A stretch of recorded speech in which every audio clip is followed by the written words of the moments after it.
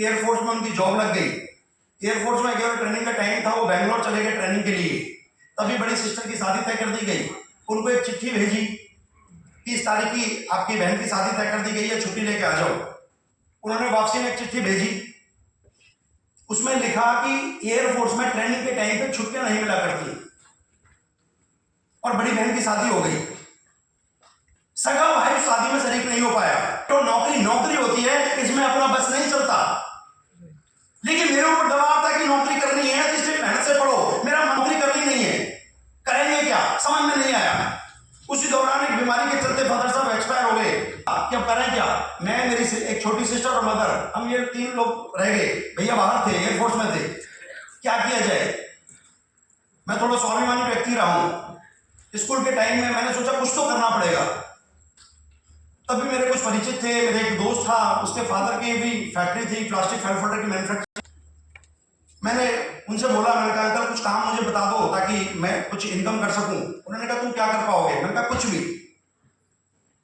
तो उन्होंने मुझे बताया कि ये प्लास्टिक की फाइलें हैं। फाइल मतलब ऐसे समझिए जिस फाइल से हम आज प्रेजेंटेशन देते हैं, जिस फाइल से हम प्लान दिखाते हैं, इस तरह की फाइलें बना करती थी। ये चाइना मेड या आजकल बाहर से आती है, पहले इंडिया मेड हुआ करती थी, पंचिंग करके बनाते थे उन्हें, वो फाइलें बनती थी। तो उसने बोला ये फाइलों के आप कॉर्नर को गोल करना और इनके पैकेट बना के देना।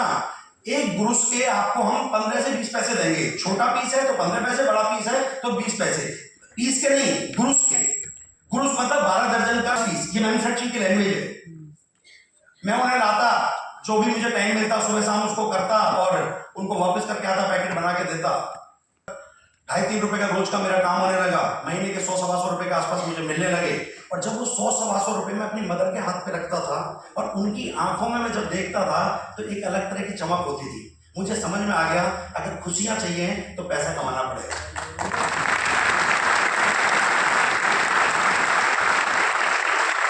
मैंने पढ़ाई तो कर दिया पार्ट टाइम, मैंने उस काम में और फोकस किया, धीरे धीरे उस काम को और बढ़ाया।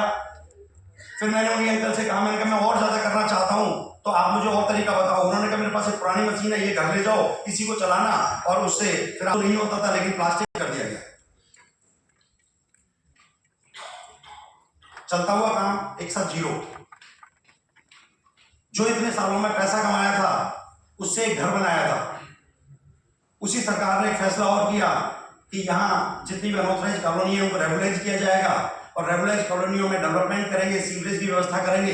तो मेरा घर जो भी मेहनत करके पैसा कमा के बनाया था वो रोड पे था, वो भी अनऑथराइज्ड है, भजनपुरा रोड पे घर था। उस घर को भी तोड़ दिया गया, इंक्रोचमेंट कह के गलत तरीके से बनाया है। सीवर की व्यवस्था करनी है तो उस मकान को तोड़ा जाएगा।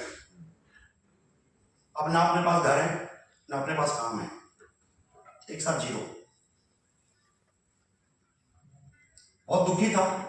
एक दिन उसी टूटे हुए घर के बाहर में अपने खड़ा था, मन में अलग अलग कुछ विचार चल रहे थे। मेरे साथ मेरा एक दोस्त था जो मेरी लाइन में काम किया करता था। वो अपनी कार लेके वहां से निकला। मुझे याद है नीले रंग की मारुति जैन कार हुआ करती थी उसके पास। वो निकला, उसने हॉर्न बजाया, मैंने उसकी तरफ देखा और जब उसने हॉर्न बजाया तो मुझे उसका अंदाज अच्छा नहीं लगा। जब आप परेशान होते हैं तो आपको अपने भी बुरे लगने लगते हैं। मुझे लगा शायद मुझे चिढ़ा रहा है, ये मेरे पास आज ना घर है ना काम है, मैं बर्बाद हूं, पर ये कार लेके घूम रहा हूं। उसने दोबारा हॉर्न बजाया, मैंने उसे इग्नोर किया। लेकिन थोड़ी देर बाद उतर के आया, मेरे कंधे पे हाथ रख के कहता परेशान क्यों है। मैंने उसी तरफ देखा नहीं, लेकिन उसे दोबारा कहा परेशान क्यों है। मैंने झुंझाट में कहा, मैंने तू कह रहा परेशान क्यों है, यहाँ जिंदगी जीरो हो गई, समझ में नहीं आ रहा किस दिशा में जाना है और तू कह रहा परेशान क्यों है। उसने बोला परेशान मत हो, चल बैठ। और मुझे जबरदस्ती करके अपनी गाड़ी में बैठाया, बाहर की तरफ लेके गया। बात करता रहा, मेरी समझ में कुछ नहीं आ रहा था, मुझे बड़ा बुरा लग रहा था, मैं चिड़चिड़ा था उस टाइम। बाहर जाकर उसने गाड़ी रोकी, गाड़ी रोक के कहता मैं 5 मिनट में आता हूँ। गया, थोड़ी देर बाद आया, फिर कहता कुछ खाएगा क्या। मैं कहा नहीं कुछ नहीं खाना। अरे चल खाते पीते। मैंने कहा नहीं कुछ नहीं करना यार, मुझे घर छोड़ दे। डर था पैसे ना देने पड़ जाए, मेरे पास पैसे नहीं थे। लेकिन उसने कहा टेंशन क्यों ले रहा है, पार्टी में दे रहा हूं। पार्टी तू दे रहा है, फिर क्या डर, चल। और यूपी वाले इसमें तो आगे रहते ही। माफी चाहूंगा बाकी लोगों से, मतलब ज्यादातर लोग ऐसा सोचते ही हैं। अच्छा, वो मुझे लेके गया एक ढाबे में, रेस्टोरेंट लिखा था, ढाबा नुमा एक जगह थी। वहाँ एक टेबल पे जाके बैठे, वेटर आया, वेटर ने गिलास रखे, स्टील के गिलास में, पता नहीं वेटर को क्या ऐसा रहा, वेटर दोबारा आया, स्टील के गिलास के अंदर प्लास्टिक के गिलास रखे उसने।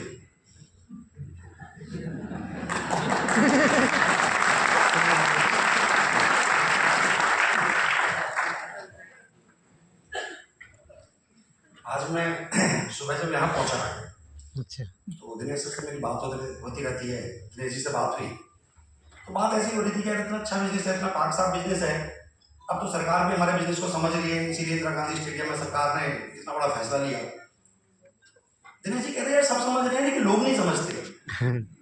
मैं दिनेश जी आज आपको कहना चाहता हूँ, लोग तो इशारा भी समझते हैं, समझाने वाला बोलेगी। आप हंसे क्यों? ग्लास करो।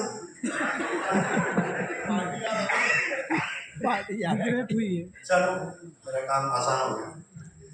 उसने प्लास्टिक के गिलास रखे, मैं नहीं समझ पाया था, आप समझ गए, मैं नहीं समझ पाया ऐसा क्यों हुआ है।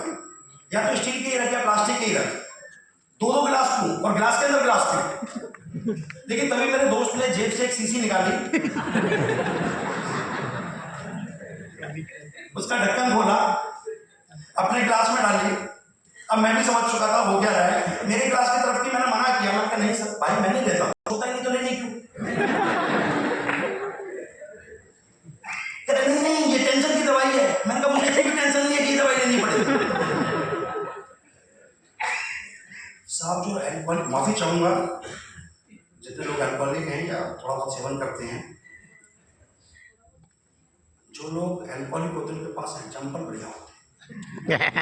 इससे कुछ नहीं होता, डॉक्टर भी कहता है दवा दारू लिया करो। मैंने कहा ठीक है कहता होगा, मुझे जरूरत नहीं है। अरे इतनी बुरी नहीं है जितना बुरा तो समझ रहा है। अगर इतनी बुरी होती तो सरकारी दुकानें क्यों खुलती?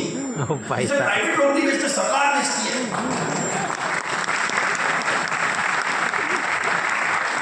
मैंने कहा होता होगा, अरे यार इतनी बुरी नहीं है। डिफेंस के लोग जो हिंदुस्तान की रक्षा करते हैं उन्हें तक सरकार देती है। और उसने मुझे इतने सारे एग्जाम्पल दिए, 20-25 मिनट बहस हुई और उसने मुझे अपने मोहजाल में फंसा लिया। अगर चला ऐसी बात है तो डाल दे। उसने मेरे गिलास में डाली, फिर अपना पानी वानी का जो मिक्सर उसने किया तरीका था, उठा, मैंने उठाया, जैसे मुंह के नजदीक लेगा मुझे बड़ी स्मेल। मैंने नहीं यार ऐसे नहीं, नाक बंद करो और पी जा। मैंने ऐसे किया और दोबारा का मुझे पता है कि दोबारा तो उसने 1-2 बार ही कही थी, मैंने कहा डाल दे।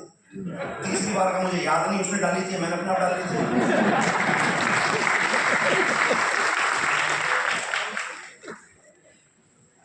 मुझे तो याद है कि शाम के 8 बजे थे जब लास्ट टाइम मैंने घड़ी देखी थी।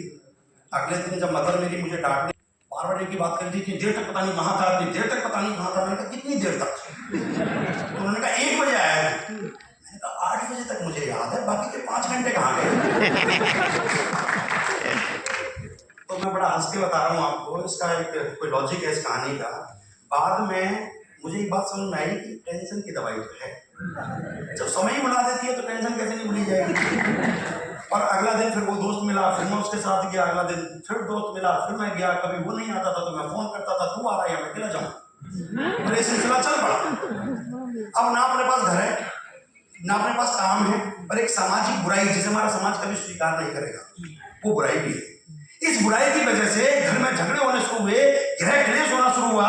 क्या क्या मेरे साथ नहीं हुआ? यार दोस्तों ने दूरी बना ली, रिश्तेदारों ने बहुत दूरी बना ली। पैसे मांगेगा, शराबी व्यक्ति है, मतलब मेरे पास कुछ नहीं था ना। उसी दौरान जो मेरे भैया थे उनकी पोस्टिंग थी जोधपुर, उन्हें चॉइस पोस्टिंग मिली थी क्योंकि वो भूकंप के बाद गुजरात के भूकंप में वो सीट जोधपुर मिली। उनका फोन आया, कह रहे तू परेशान क्यों है? मैंने कहा बस ऐसे ऐसे बात है। उन्होंने कहा टेंशन मत ले, सब ठीक हो जाएगा, मैंने तेरे लिए काम ढूंढा है। मैंने कहा बताओ काम क्या है? मुझे काम ही तो चाहिए, मैं बिजी हो जाऊंगा, मुझे बताओ। उन्होंने कहा नहीं मैं आऊंगा तब बताऊंगा। मैंने कहा बताओ। तो तब दिल्ली से बहुत सारे आइटम की सप्लाई राजस्थान में की जाती थी, इलेक्ट्रॉनिक्स आइटम थे, गैस के चूल्हे वगैरह इस तरह की। मैंने कहा बताओ मैं मैन्युफैक्चर ढूंढता हूँ। उन्होंने कहा नहीं ऐसा कुछ नहीं है, मैं आऊंगा तब बताऊंगा तब करेंगे। अब मैं इंतजार करने लगा, मैंने कहा जल्दी आओ, फोन करता जल्दी आओ। 15 दिन की छुट्टी लेके आए। जैसे ही वो घर पहुंचे उन्होंने बैग रखा और मैंने तुरंत कहा काम बताओ। मैंने कहा रुक जा, चाय वाय पी। फिर मैंने कहा काम बताओ। उन्होंने अपना बैग खोला, एक डायरी निकाली, पेन निकाला, एक गोला बनाया और उसमें बीच में लिखा यू। अपने दो दोस्तों के नाम बताए, 2 गोले और बनाए गए, उनमें दोस्तों के नाम लिखे गए। कहते 2 पड़ोसियों के नाम बता, 2 गोले और बने, उनमें पड़ोसियों के नाम लिखे गए। कहते 2 रिश्तेदारों के नाम बता, 2 गोले और बने, रिश्तेदारों के नाम लिखे गए। कहते इनके भी ऐसे ही होंगे, उनके नीचे 6 गोले बनाए गए, उनके नीचे इनके भी 6 होंगे, उनके नीचे 6 गोले बनाए गए। ये क्या? ये करोड़पति, ये भी करोड़पति, और तू भी करोड़पति, और मैं भी करोड़पति। इतना आसान फॉर्मूला है करोड़पति का, हो जाएगा काम, बना देंगे। बोलिए कितनी देर लगी? और उन्होंने समझाया कि कल से शुरू करना है। अगले दिन वो मेरे एक दोस्त के पास कार थी, उसके मारुति वैन थी, उसके साथ जगह गए और उन्होंने मुझे डब्बा दिखवाया। 4300 रुपये का डब्बा था वो, मेरे पास 2000 थे। उन्होंने कहा 2300 और, मैंने कहा नहीं है। मैंने कहा बड़ा बुरा हाल है, ये तो आजकल पैसे बड़ी मुश्किल से 2300 उन्होंने मिला है। 4300 का डब्बा लेके घर आ गए। रसगुल्ले का डब्बा आया, डब्बे को खोला गया और पूजा होगी, धूपबत्ती लगाई, आज से नया बिजनेस की शुरुआत हो गई। उसको खोला गया कि ये अब शटर खुल रहा है, डब्बे को खोला गया, शटर खुल रहा है। तो शटर खोल के उसमें से बोतलें निकली, वो वाली नहीं थी। हाँ, लेकिन बोतल थी। Body shampoo, body polish, seat spray, परसू, पता नहीं इस तरह के प्रोडक्ट थे उसमें। अगर इनको यूज करना है, मैंने कहा जी सी स्प्रे घर टूट गया, शीशे ये कहाँ लगाएंगे इसको, फर्श है नहीं, कहाँ लगाएंगे इसको? नहीं, इनसे बनेगा नया घर, जिनके हैं उनको बेचना है। बता तो के लिए वो चले गए। हमने भी 2-4 लोगों को बताया और लोगों ने मजाक बनाया, ऐसे करोड़पति बनते भाई। मैंने क्या बनते तो फॉर्मूला बताया बड़े भाई ने यार, बहुत प्रयास किया, लेकिन लोगों ने क्या कुछ नहीं मेरे साथ किया। एक तो पहले से अपने पास कुछ नहीं था, पहले लोग विश्वास नहीं करते थे। एक नया ऐसा धंधा और मिल गया जिसमें और करे लूटने का काम करता है, आपस में लोग बात करते हैं, सब से दूसरा। मैंने भी वो डब्बा बंद किया, 4 पैके नीचे रख दिया। वो उधर से फोन करें, प्रोडक्ट यूज करे। अब जब वो फोन करें तो मैं डब्बा निकालूं, बोतल देखूं, बोतल पे रेट थे 799, 899 उस वक्त, तो मैं ढक्कन और टाइप कर देता हूँ। प्रोडक्ट कैसे यूज होगा? मैंने साहब वो काम बंद कर दिया, अपनी पुरानी दुनिया में बिजी हो गए। कुछ वक्त और गुजरा, तभी मेरे सामने एक टीचर रहा करते थे, उनको मैंने बताया था उसके बारे में। उसने मुझे रोका, कहते जी साहब क्या करते हो? खुद पूछ रहा है तो बैठ नहीं आता, मन में लड्डू फूटा। मेरे मन में लड्डू फूटा, अपने आप आ रहा है। मैंने कहा हम करोड़पति बनाते हैं। कैसे? मैंने कहा लाओ पेपर, लाओ पेन, थोड़ा बनाया, मैंने कहा यू, मैंने कहा ये, फिर उनके बनाए, मैंने कहा ये भी करोड़पति, तुम भी करोड़पति, और मैंने बताया। मुझे गुस्सा आया, मैंने कहा तू ही तो पूछ रहा है, पर पूछ तू रहा।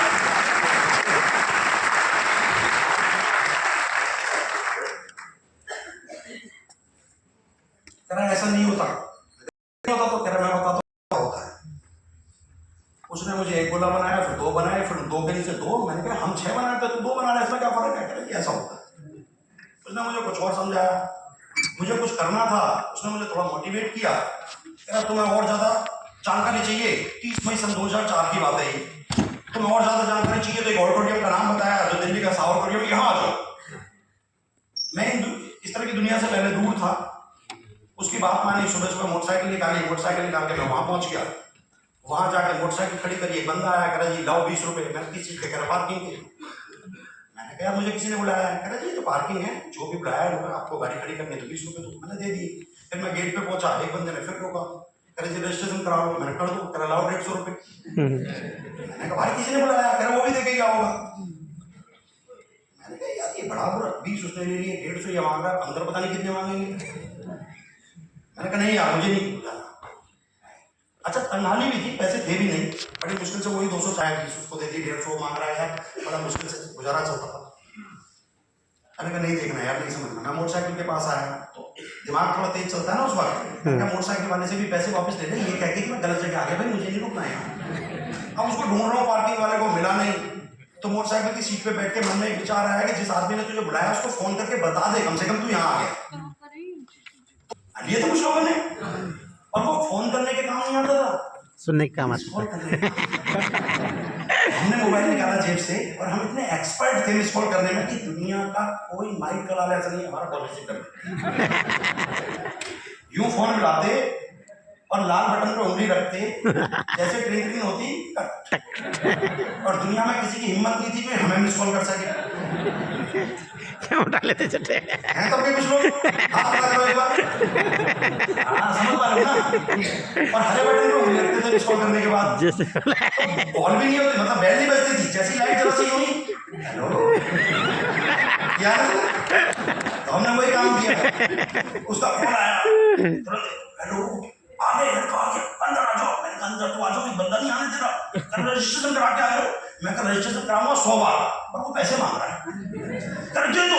ऐसे कैसे दे दो यार, तुमने बताना था कि पैसे लगेंगे, मेरे पास नहीं है। तेरा सपने हैं, मैं कहा हैं, कर आ जाओ। मेरे सपने हैं बट पैसे नहीं है। कामयाब होना चाहते हो? मैं कहा चाहता हूं पर पैसे नहीं है। मौका है, मैं कहा होगा पर पैसे नहीं है। परमात्मा कुछ देना चाहता है, मैं चाहता होगा पैसे नहीं है। अब वो बड़ा बड़ा जिद कर रहा अंदर आ जाओ अंदर आ जाओ। मैंने कहा नहीं है, मैं जिद कर रहा नहीं है। और बेचारा जब कोई अपना बुलाता है किसी प्रोस्पेक्ट को तो ऐसे ही तो होता है। लेकिन आप प्रोस्पेक्ट समझ पा रहा हो तो अपना तो समझता है। उसने मुझे एक बात कही। उसने कहा देखो मेरी बात मान लो, यहाँ तक आ गए हो, ये अपॉर्चुनिटी, ये आपके लिए एक मौका है, इसको छोड़ो मत। तुम अंदर आ जाओ 150 रुपये देके। अगर तुम्हें लगेगा तुम्हारे पैसे खराब हो गए, तुम्हें लगेगा कि तुम्हारा टाइम खराब हो गया, तो बाद में प्रोग्राम के बाद मैं तुम्हें वापस कर दूंगा। अपने समय में एक बात जल्दी आती है, अच्छा भी लगेगा तो बुरा बताना, पैसे वापस लेते। 150 रुपये दिए, एंट्री करी, चौक पे देखो तो हॉल खचा कुछ भरा हुआ है, खड़े होने की जगह नहीं, इधर उधर सब चारों तरफ लोग, और हर आदमी मुस्कुरा रहा है, खड़े होकर ताली बजा रहा है, you can do I can. मैंने कहा सारे पागल हैं सब। मैंने कहा इतने पागल एक साथ कैसे हो सकते हैं? अपन की हालत अलग, शर्ट बाहर रहती थी, चप्पल पहना करते थे, दाढ़ी बड़ी रहती थी, हफ्ते के हफ्ते दाढ़ी बनती थी तब हमारी, और बाल तो माशाल्लाह जैसे हैं खैर लगभग ऐसे ही थे। इसके बारे में तो ज्यादा चर्चा करने का कोई लॉजिक नहीं है। तो मैं पीछे खड़ा हो गया चुपचाप नहीं पड़ता, मैं इधर उधर देखूं और जिस किसी से निगाह भी नहीं मिला रहा था। मैं साले पागल है, निगाह मिलाती आंख में उंगली कर देते करने लगा था उनसे। लेकिन भाई साहब 150 लगे हैं तो खड़े भी रहना था। फिर मैंने कहा यार बैठने की जगह ढूंढ, कुर्सी नहीं मिल रही। तब हम डीटीसी की बसों में सफर करते थे, तो डीटीसी की बस में सीट लेने का एक तरीका था, आजकल है नहीं पता, तो उल्टी करने का। तब किसी की सीट लेनी है तो वहां जाओ बंदे के पास, उल्टी कर उल्टी आ गई। लेकिन मैंने एक फॉर्मूला यहाँ काम करेगा नहीं, सीट कैसे ली जाए। फिर डीटीसी में एक फॉर्मूला और है कि अगर आपको सीट लेनी है तो देखो कौन बेचैन है, वो उठेगा, उसका स्टैंड आने वाला होगा, तो पूछ रहा हो कौन सा आ गया, कहाँ पहुंच गए। मैं कहा वो उठेगा तो वही खड़े हो जाते थे हम। मैं कहा यहाँ देखो बेचैन कौन। मैंने निगाह दौड़ाई तो एक बंदा वहां बीच में बैठा था, बार बार मतलब परेशान सा था। मैं कहा ये उठेगा। अब अपन स्टेज नहीं देख रहे, लोग नहीं देख रहे, उसी को देख रहा हूँ उठेगा। 5-7 मिनट हुई, जैसा कि सोचा था वैसा ही वो उठा और मैं भाग के बैठा, भाग के जाके बैठा। अब मैंने कहा आप समझते क्या कह रही है। तो मेरे बराबर में जो बंदा बैठा था मैं उसे कॉनी मारी, बिजनेस मीटिंग है। क्या बिजनेस मीटिंग है? जो भी आ रहा है की बात कर रहा है, मैं कर सकता हूँ, तुम कर सकता है, मैं कर सकता हूँ, तुम कर सकते हो। मैं अबे क्या करना है, क्या बनाना है, क्या बेचना है, क्या खरीदना बताएगा भी। हर आदमी मैं कर सकता हूँ, तुम कर सकते हो, मैं कर सकता हूँ, कुछ आगे भी बताओगे।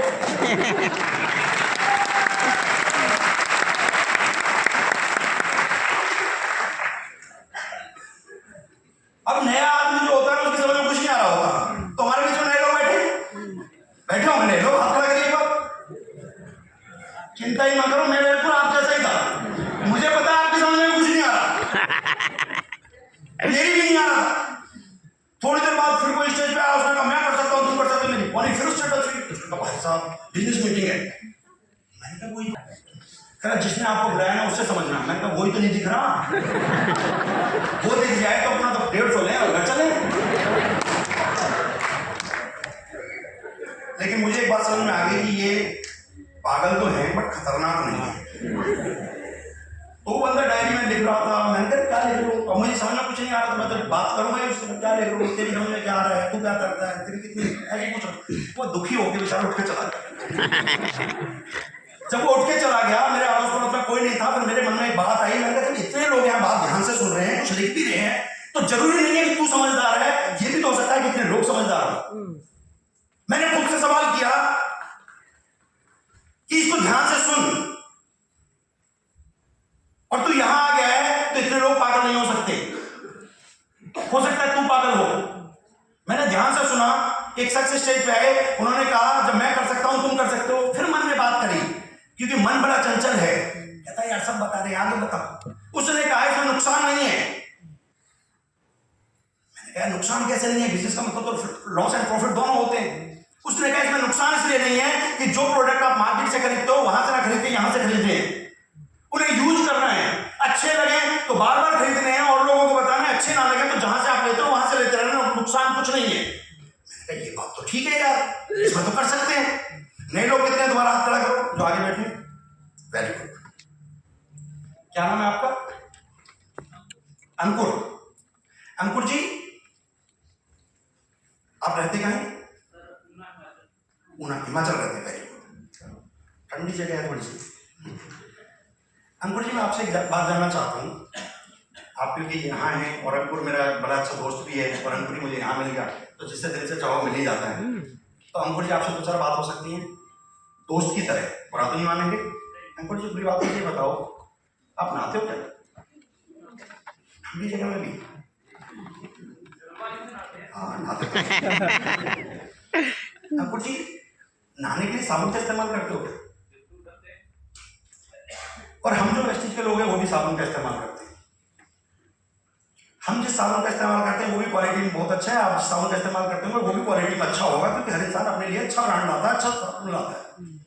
मैं आपसे एक बात जानना चाहता हूं अंकुर जी, हम जिस साबुन का इस्तेमाल करते हैं उसे इस्तेमाल करके जितने भी वेस्टेज के लोग बैठे हैं, हर किसी के पास थोड़ा सा पैसा आता है, किसी के पास 1 रुपया, किसी के पास 100 रुपया, किसी के पास 10,000 पैसा आता है। आपके साबुन से पैसा आया क्या? तो अंकुर, परमपिता परमात्मा को साक्षी मान के दिल पे हाथ रख के बताओ कौन सा साबुन इस्तेमाल करना चाहिए? टेस्ट करते हो क्या? अच्छी ब्रांड करते हो, मीटर का ब्रांड करते हो। हमारे पेस्ट को पेस्ट करके पैसा आता है, आपके पेस्ट से पेस्ट करके पैसा आता है? कौन सा करना चाहिए जिससे पैसा आता है? चाय भी पीते होंगे, पैसा आता है हमारी साथ, कौन सी लेनी चाहिए? सैकड़ों प्रोडक्ट की लिस्ट है मेरे पास, आप सब इस्तेमाल करते हो मार्केट से लेकर, पैसा नहीं आता। हमारे प्रोडक्ट इस्तेमाल करके पैसा आता है। यही बात लोगों की समझ में नहीं आती। ये बात मेरी समझ में आ गई थी और नए लोगों की भी समझ में आ जानी चाहिए।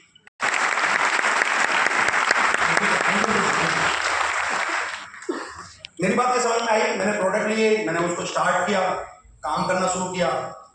भगवान की दुआ से मेहनत करनी थी क्योंकि काम चाहिए था, मेहनत करी, बहुत अच्छा काम चलने लगा। वाल्यूएशन तो वहाँ 1,23,000 रुपये तक गई, लेकिन क्योंकि बड़े सपने देखते थे, परमपिता परमात्मा कुछ और कराना चाहता था, अचानक दुखी हुए, ये क्या हो गया, जीवन बर्बाद हो गया, सब चलता हुआ खत्म हो गया, फिर दोबारा जीरो हो गए। फिर जॉब में चले गए, जॉब एक नोएडा की कंपनी के साथ जॉब कर ली, घर का खर्चा तो चलाना था। कुछ दिन जॉब करी, तभी एक मित्र वहां मिलने आए। उन्होंने कहा तुम्हारी हालत क्या हो रही है? क्या आपको मुझे नौकरी में ऐसा ही होता है? कह छोड़ दो। वो मैंने कहा छुड़वाने की बात मत कर, घर वाले मार देंगे, घर का खर्चा पैसे से चलता है और पैसा नौकरी से आ रहा है। कह रहा लेकिन इस हालत को देखते तो लगता है तुम ज्यादा दिन सर्वाइव नहीं कर पाओगे। मैंने कहा मुझे पता है, लेकिन करना पड़ेगा। कह रहे सपने हैं। अरे मैंने कहा वो वाली बात मत कर यार। फिर उसने सपने मुपने की बात करी, फिर जगाया। मैंने कहा नहीं कर रहे, हाथ जोड़वा ले। कर रहा नहीं, देखो तुमने जो पहले कंपनी की थी उसके साथ सिस्टम नहीं था, जिस कंपनी की मैं बात कर रहा हूँ उसके साथ सिस्टम है। सिस्टमैटिक जो कंपनियां होती हैं ऐसा होता है, आइलैंड आते हैं, हवाई जहाज आते हैं, बड़ी कारें आती हैं। फिर बात करी, मैं नहीं समझना चाहता था, मैंने पीछे छोड़ने के लिए कहा मैं तू समझ गया, फिर देखते हैं कुछ समझते हैं। फिर उसने कहा ना तुम्हें साथ चलना है। मैंने कहा यार मैं जॉब में इतना बिजी हूँ, सुबह 9 बजे आता हूँ, रात को 10-11 बज जाते हैं, मैं परेशान हूँ। तू कह रहा कहीं नहीं जाना, तुम्हारे ऑफिस के बिल्कुल बराबर में चलना है। मैंने कहा कहाँ? तो ऑफिस के बराबर में एक कॉफी शॉप हुआ करती थी, उसने कॉफी शॉप का एड्रेस दिया। वहां 150 रुपए की कॉफी मिलती थी। मन तो कई बार होता था जाके पिए, लेकिन 150 रुपए बचाने के चक्कर में कभी कॉफी पी नहीं हमने वहां। लड़के लड़कियों को वहां पीते हुए देखते थे, मन में लगता था कभी हम भी क्या कर सकते, पैसे नहीं। अब दोस्त ने वही कहा, तो मैंने तुरंत कहा मैं कॉफी पिलाएगा? उसने कहा कॉफी पिलाऊंगा। तो सही मायने में मैं प्लान देखने नहीं गया था, मैं तो कॉफी पीने गया था। वहां जाके बैठे, हम 5 दोस्त थे बैठने वाले, देखने वाले। तभी एक शख्स वहां आए, सिंपल से शख्स लगे, आए, आगे उन्होंने फाइल खोली, कंपनी का प्रोफाइल बताया, कंपनी के प्रोडक्ट बताए, प्लान बताया, और सब कुछ खत्म करने के बाद 40-45 मिनट बाद हम 5 लोगों की तरफ यूँ देखा और देखने के बाद कहते हैं मुझे लगता है सर आपकी समझ में कुछ नहीं आया मेरी तरफ। मैंने भी ईमानदारी से कह दिया नहीं आया। अरे क्या नहीं आया? मैं कहा झूठी झूठी बातें। अरे क्या झूठ बोला? मैंने कहा सर एक बात बताओ, आज आप 20,74,000 रुपए के चेक दिखा रहे हो। 20,74,000 रुपए कमाना इतना आसान है क्या? मुझे याद है वो सिद्धार्थ सर का चेक था और 20,74,000 रुपए के चेक था। मैंने ट्रेडिशनल बिजनेस भी किया है, नौकरी भी की है, मैंने मल्टी लेवल मार्केटिंग भी किया है और मेहनत भी खूब की है। मैंने कहा नहीं आ सकता सर इतना। कह रहे झूठ लग रहा है आपको? मैंने कहा बिल्कुल झूठ लग रहा है। कह रहे चलो मान लिया झूठ है, और क्या झूठ लगा? मैंने कहा बड़ी बड़ी कार, उन्होंने बड़ी बड़ी कारों की फोटो दिखाई। मैंने कहा सब झूठ है। उनका विदेश यात्रा है, मैंने कहा सब झूठ है। मैंने कहा हर 6 महीने बाद विदेश यात्रा। मैंने कहा हम दिल्ली में रह के आज तक ताजमहल लाल किला नहीं देख पाए, कभी आगरा जाके ताजमहल नहीं देख पाए, आप कह रहे हो 6 महीने बाद विदेश यात्रा? मैंने कहा झूठ है। तो उन्होंने कहा चलो मान लेते ये सब झूठ है, लेकिन एक बात सच है, इस काम को करने में चवन्नी का भी नुकसान नहीं होता। ये मेरे सबकॉन्शियस में बात पड़ी हुई थी कि जिस काम को करने में नुकसान ना होता हो उस काम को करने के लिए कभी मना नहीं करना चाहिए। मैंने कहा चलो ठीक है, नुकसान नहीं होता तो कर लेंगे। 5 मार्च 2012 को देखा था, 6-7 दिन लगे समझने समझाने में। 13 मार्च 2012 जो 3 दिन बाद आ जाएगी, 13 मार्च 2012 को ज्वाइन किया। ज्वाइन करने के बाद कुछ प्रोडक्ट लिए और जब बहुत गरीबी की हालत थी तो मेरे वाइफ के यहाँ एक गांठ हुआ करती थी गर्दन के आसपास, तो बार बार मुझे बोलती थी देखो यहाँ इसमें ये देखो परेशानी, ये देखो परेशानी। तो अब गरीब आदमी क्या करेगा, परेशानियां तो है, झेल क्या करूं। डॉक्टर के पास के लिए पैसे नहीं है, लेकिन एक दूसरे ने मुझे इमोशनल ब्लैकमेल किया और हम डॉक्टर के पास जाना पड़ा। डॉक्टर के पास चले गए, डॉक्टर परिचित थे, बड़े डॉक्टर थे, डॉक्टर चंद्रा। उन्होंने चेक किया, उन्होंने कहा ऐसे ही पता चलता, बायोप्सी करनी पड़ेगी, इसको निकाल के पता करना पड़ेगा है किस चीज की। बड़ी बड़ी बीमारियों के नाम लिए जिनको लेना ठीक नहीं है। मैं डर गया उन बीमारियों से नहीं डरा, इलाज से डरा। अगर बीमारी निकल गई तो इलाज कैसे कराऊंगा, पैसे नहीं है। मैं उनके केबिन से बाहर निकला, बाइक के कंधे पे हाथ रखा, मैंने इसमें दर्द होता है? दर्द तो नहीं होता। मैंने कहा क्यों टेंशन ले रही है? दर्द होता नहीं है, टेंशन क्यों लेनी है? और मैंने उसको बोला माफी चाहूंगा, कोई डॉक्टर या कोई मेडिकल लाइन से हो नहीं। मैंने और एक गरीब आदमी ना थोड़ा स्पीकर होता था, मैंने वाइफ को बोला, मैंने कहा ये तो डॉक्टर ना दुकान चलाते हैं, ये लूट लेगा, दर्द होता नहीं हाथ में, तो टेंशन ले रही है, कुछ नहीं होता, चल बाहर। मैंने उसे मोटिवेट किया, मैंने कहा तू परमात्मा तुझे मुझसे छीन लेगा, मैं इतनी मोहब्बत करता हूँ तुझसे। माफी चाहूंगा बहनों से अपनी, गरीब आदमी ऐसी बातें ज्यादा करते हैं, ऐसे नहीं होते, बातें करवा दो। वाइफ भी खुश हो गई, करी हाँ क्या तो तुम ठीक रहे हो, छोड़ो। वहीं की कैंटीन में बैठ के 2 समोसे खाए, घर आ गए, बात भूल गए। लेकिन जब वेस्टीज का प्लान देखा तो वेस्टीज के प्लान में एक प्रोडक्ट बताया गया जिसका नाम था नॉनी, और नॉनी के बारे में बताया गया कि बॉडी में किसी भी तरह का फोड़ा फुंसी या सिस्ट गांठ ट्यूमर कहीं भी हो, उसको रेगुलर खाने से वो ठीक हो जाता है। तो जब हमने प्रोडक्ट लिया तो मेरे दिमाग में तो उसकी गांठ चल रही थी। मैंने सबसे पहले नॉनी लिया और कुछ प्रोडक्ट लिए, चाय की पत्ती, पेस्ट और साबुन वगैरह लिए, और मैं घर पहुंचा। मैंने वाइफ को जाकर सबसे पहले डिब्बी दी, मैंने कहा ये खा, तेरी ये गांठ ठीक हो जाएगी। पहले तो मुस्कुरा रही थी, अचानक तो चेहरा यूं हुआ, अरे कहाँ से लाए हो? तुम डॉक्टर हो? नहीं। अरे फिर मैंने कहा मैं डॉक्टर नहीं हूँ, लेकिन जिसने मुझे दिलाया वो स्पेशलिस्ट है इसका, ये बहुत शानदार प्रोडक्ट है। अरे वो डॉक्टर है।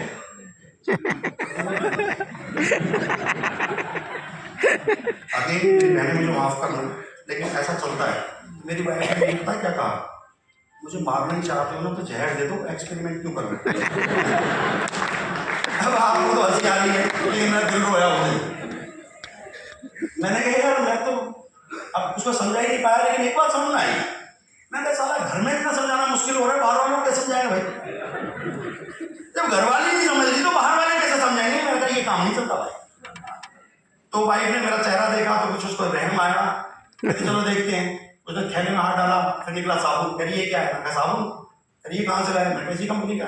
फिर हाथ डाला, फिर निकली चाय की पत्ती, ये क्या? मैंने चाय की पत्ती। ये कहाँ से लाए? मैं किसी कंपनी की, क्योंकि कंपनी पंसारी की साबुन की, चाय की पत्ती की, दवाई की। मैंने कहा मेरी माँ मुझे माफ कर, मुझे नहीं पता, दिलवाइए किसी ने। बात खत्म हुई, अपने काम पे चले गई थी। अगले दिन शाम को मैं घर लौटा तो चाय बन के आई। जैसे ही मैंने चाय का सिप लिया, मुझे याद आया चाय की पत्ती मैं खरीद के लाया था। तो मेरी मदर सामने बैठी थी। मैंने पूछा, मम्मी चाय कैसी लगी?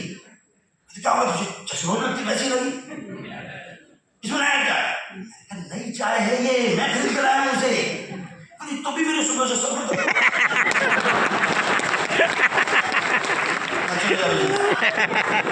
अब नहीं चलता, क्योंकि मेरा छोटा घर है, एमसीबी ने तोड़ दिया था, उसी घर को रिपेयर करा के छोटा बनाया। फिर तो मेरी वाइफ किचन में काम कर रही थी, उसने बात सुनी तो भाग के आई, नहीं मम्मी अभी तो मैंने पैकेट भी नहीं खोला क्योंकि पुरानी चाय में मैं पड़ी थी।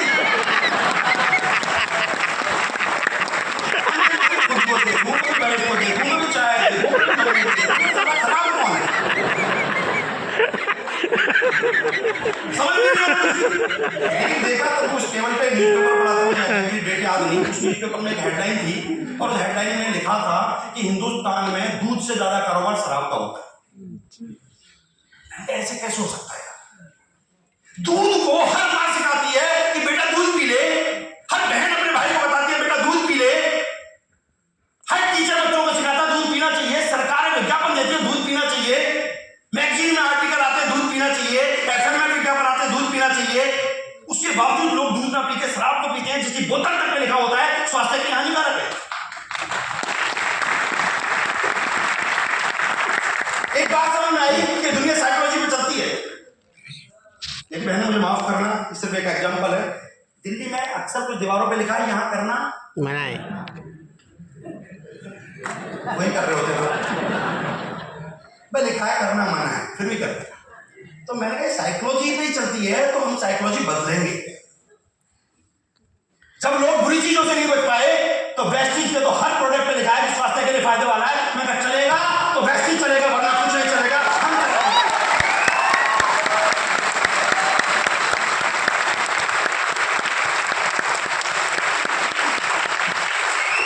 कुछ दिन ऑलरेडी डिसीजन हो गया, हम करेंगे। अब काम करना शुरू किया। पहले महीने 3 लोगों ने ज्वाइन किया। ये बात अलग है, दोनों पैसे नहीं दिए, उसकी वजह से एक इनकम आई। अरे मेरा फोटो भी लगाया हुआ।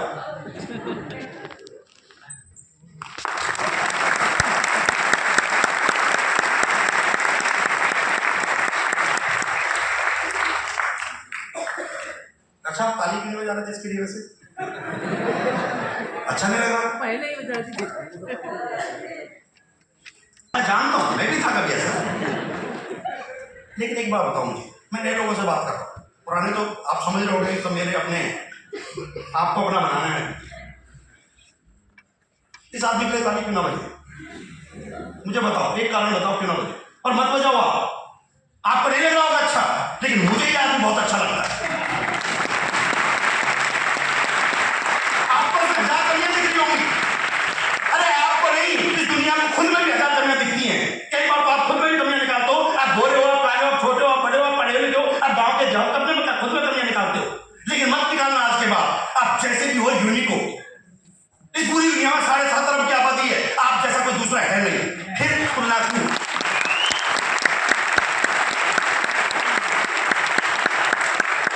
जब हमारे जैसा कोई नहीं है तो हम दूसरे के जैसा क्यों बने? एक थप्पा शाबाश बेटा, यूनिक है। तो बजाओ ताली से।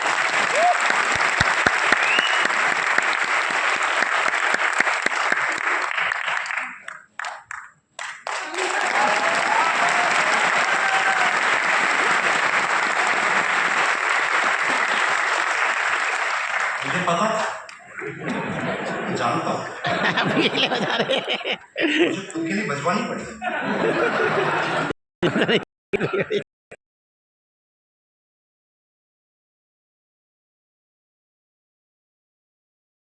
कटी नहीं था।